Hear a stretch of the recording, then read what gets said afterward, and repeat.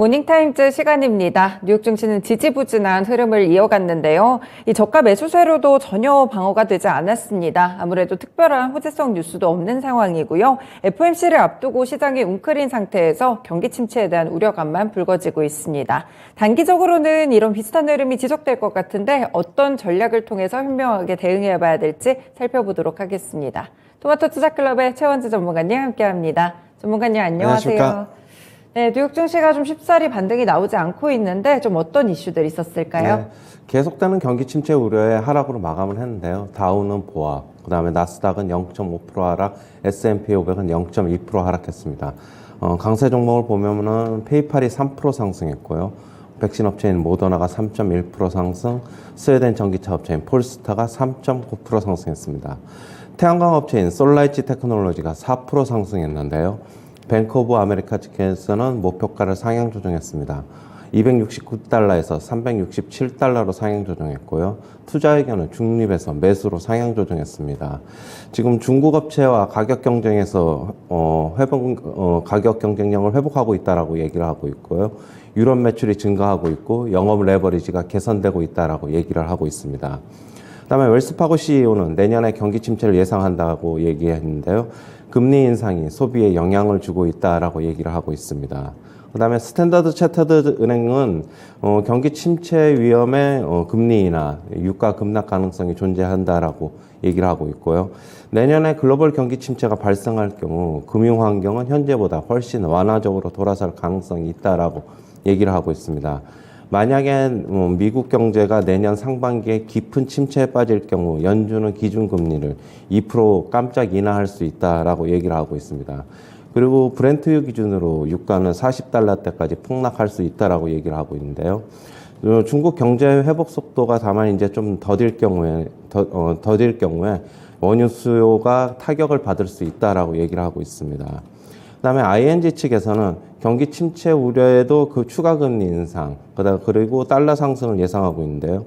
내년에 경기 침체 위험이 고조되면서 경기 침체 상황을 반영한 포지션으로 이동하고 있다라고 얘기를 하고 있고요. 그렇다고 본다면 다시 달러가 상승할 가능성이 있다라고 얘기를 하고 있습니다.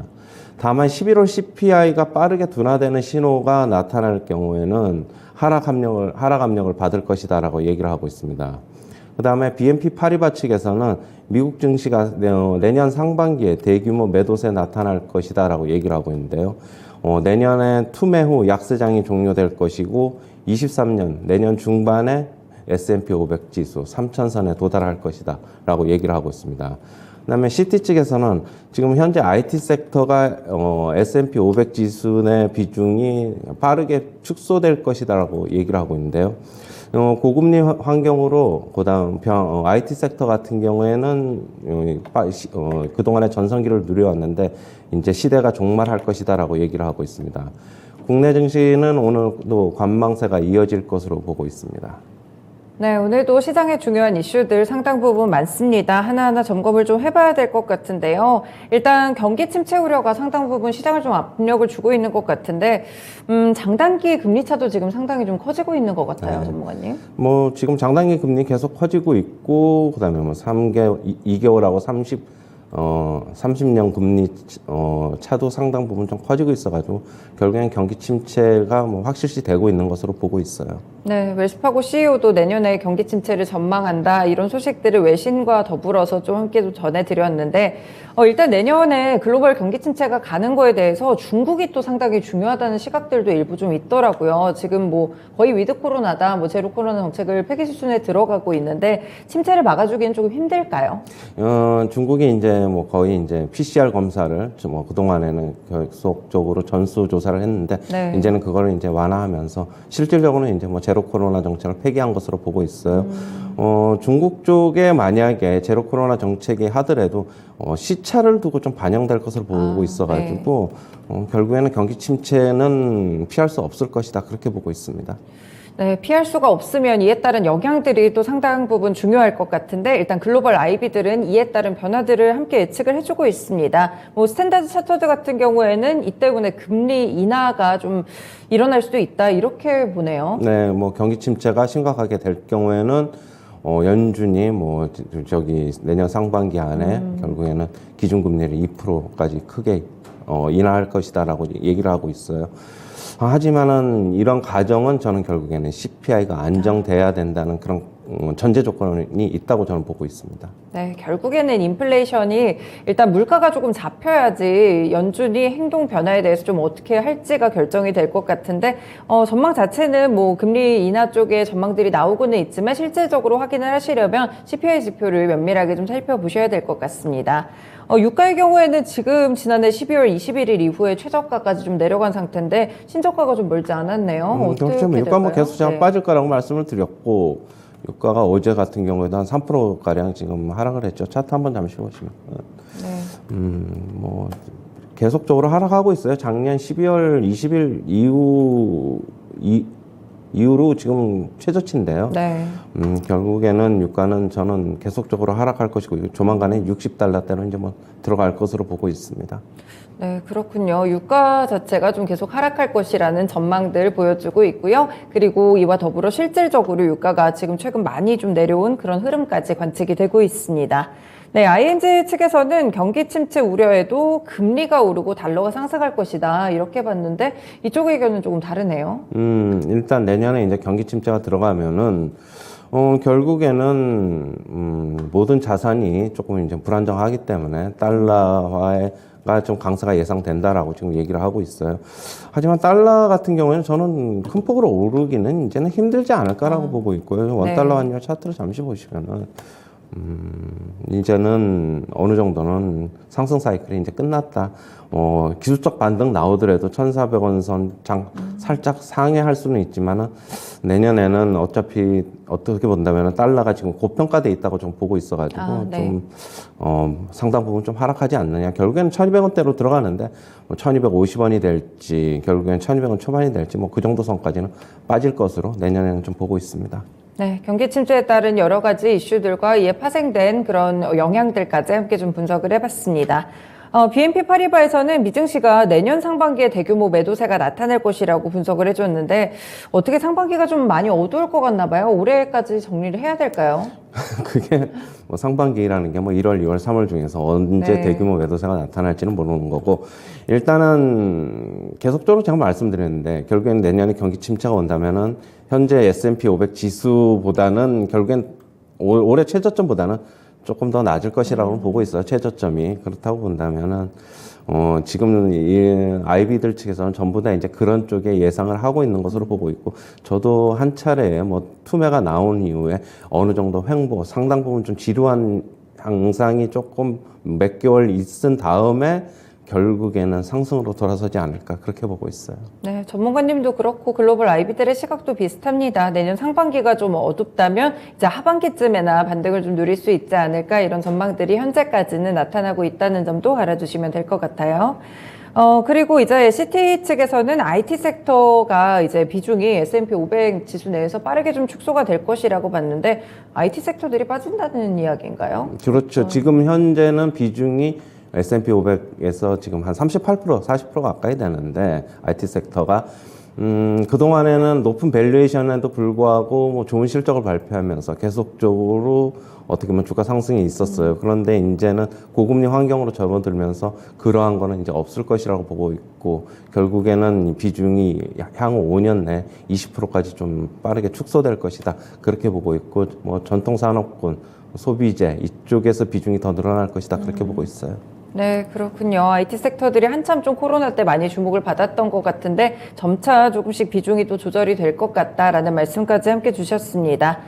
솔라이트 테크놀로지 개별 종목인데 뭐 태양광 관련 종목인가 봐요. 지금 반등이 좀 좋게 나오고 있네요. 네, 지금 태양광 업체인데 결국에는 IRA 법안 통과로 인해서 수혜를 입을 것이고, 그동안에 이제 IRA 법안 통과 전에는 중국 업체에 비해서 결국엔 가격 경쟁력이 많이 떨어졌는데 IRA 법안 통과 이후에는 가격 경쟁을 회복했다라고 얘기를 하고 있습니다. 그리고 유럽 매출도 늘고 있고, 그다음에 마진도 늘어나고 있어가지고 긍정적으로 보고 있습니다. 네, 그렇군요. 민주당이 조지아주 의석까지 이제 확실하게 과반을 차지하게 됐는데 온건파표를 단속하기가 아무래도 좀 쉽지 쉽지 않을까 싶네요. 그래서 정책 추진도 좀 꾸준하게 하게 될 것 같은데 이에 따른 영향은 좀 없을까요, 종목별로? 일단 뭐 IRA 법안은 수정은 거의 없는 거 아니 저기 큰 폭의 변화는 없는 것으로 보고 있고 네. 다만 이제 뭐 전기차 관련 보조금 그쪽에서의 소폭 개정은 남아 있을 수 있다. 유럽도 그렇고 우리나라도 그렇고 전체적으로 좀 반발이 심하기 때문에 그거는 개정할 것으로는 보고 있어요. 네, 그렇군요. 그리고 오늘 이제 조금 증시가 흔들렸던 이유 중에 하나가 이 러시아 푸틴 대통령이 본토가 좀 공격을 당하니까 핵위협을 다시 한번 또 카드로 꺼내 들었더라고요. 좀 단기적인 리스크 시각으로 보면 될까요? 그렇죠. 뭐 지금 지정학적 리스크가 다시 좀 불거졌는데 그렇다고 해서 자기네들이 핵을 갖다가 계속 강경하게 뭐 쓰겠다는 입장은 아닌 것 같아요. 자기네들한테 어떻게 뭐 먼저 공격할 시에나 뭐 방어할 시에는 핵을 쓸 수 있다라고 얘기를 하고 있고 뭐 저가 뭐 전쟁 전문가는 아닌데 네. 결국에는 어떻게 본다면은 계속적으로 핵에 대해서 그냥 말로서 약간 공포를 주는 게 아닌가 그렇게 보고 있고 실질적으로 쓸 가능성은 개인적으로 봤을 때는 뭐 거의 없지 않나 그렇게 보고 있습니다. 만약에 쓴다고 하면은 증시는 큰 폭의 하락이 불가피하다 그렇게 보고 있어요.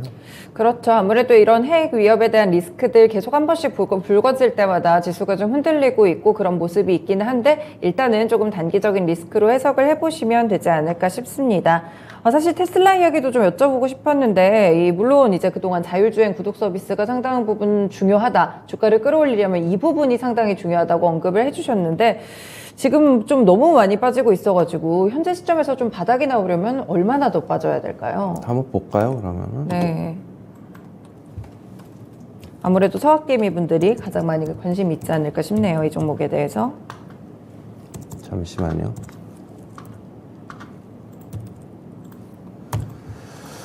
일단은 차트 잠시 보시면은요. 네. 일단 전체적으로 뭐 지수가 어느 정도 안정이 돼야 되고 근데 지수도 최근에 지수 대비는 역행하는 어떻게 보면은 더 많이 빠지고 있어가지고 지금 결국에는 저점이 얼마 전에 저점 166달러인데 여기도 네. 뭐 테스트 할 것으로 보고 있고 이 테스트가 여의치 않으면은 결국엔 뭐 150달러 선도 한번 테스트 할 것으로 보고 있어가지고 이제는 테슬라는 어떻게 보면은 서학개미군들이 너무 많이 매수를 하고 있지만은 예전에 과거의 영광은 좀 회복하기 힘들지 않느냐. 결국엔 테슬라 계속적으로 말씀드리는데 차량도 다른 전기차 업체가 나타나면서 판매량도 많이 뺏어가고 있고 구독 서비스, 자율주행 구독 서비스도 지금 여의치 않는 것으로 보고 있어가지고 주가는 당분간은 조금 약세가 불가피하지 않나. 하지만 조금 더 빠지면 반발 매수 들어오면서 기술적 반등은 가능하다라고는 보고 있어요. 네, 테슬라 투자하시는 분들은 이 부분까지 생각을 해보시면 될 것 같습니다. 네, 오늘 국내 시장에 대해서는 관망세를 예상하신다고요? 네, 오늘 뭐 선물 옵션 동시 만기일이기도 하고, 뭐 미국 시장도 그렇고 전체적으로 지금 잔뜩 움츠려 있어요. 뭐 지금 다음 주에 결국에는 CPI, 그다음 FOMC 있기 때문에 그것도 확인하고 넘어가려는 측도 있는 것 같고, 거래량도 계속 큰 폭으로 줄고 있고, 지금 외국인들도 계속적으로 매도하고 있어가지고 개인들의 매수세로 지금 시장을 되돌리기에는 역부족이다 그렇게 보고 있어가지고 당분간은 조금 더 관망해야 된다 그렇게 보고 있습니다. 네, 계속해서 조금은 답답한 시장 흐름을 견디셔야 될 것 같습니다. 오늘 말씀 여기까지 듣겠습니다. 고맙습니다. 네, 감사합니다.